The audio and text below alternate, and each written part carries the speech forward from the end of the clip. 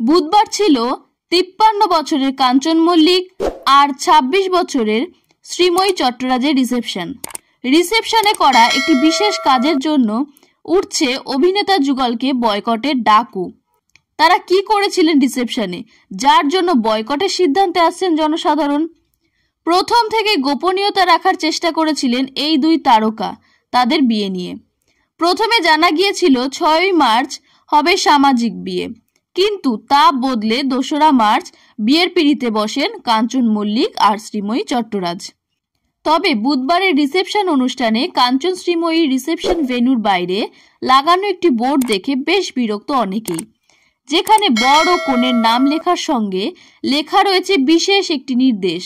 আর সেই নির্দেশ হলো মিডিয়া, বডিগার্ড ও ড্রাইভারের প্রবেশ নিষেধ। আর সেই ছবি চারিদিকে ছড়িয়ে পড়তেই উঠেছে কাঞ্চন আর শ্রীময়ীকে বয়কটের ডাক। মিডিয়ার থেকে দূরে গিয়ে বিয়ের আইডিয়া বলিউডে নতুন কিছু নয়। এমনকি এই তারিখ গোপন রাখা বা ভুল বলা আলিয়া, রণবীর, ক্যাটরিনা, ভিকি, সিদ্ধার্থ, কিয়ারা বর্তমান সময়ে হওয়া অনেক বিয়েতেই দেখা গিয়েছে মিডিয়ার প্রবেশাধিকার ছিল না। তবে দম্পতি বাইরে অপেক্ষারত ফটোগ্রাফার বা পাপারাজিদের জন্য নিজেরা বেরিয়ে এসেছেন, দিয়েছেন ছবি তোলার সুযোগ। এরম ভাবে বোর্ডটা নিয়ে বার্তা হয়তো কেউই দেননি তারা।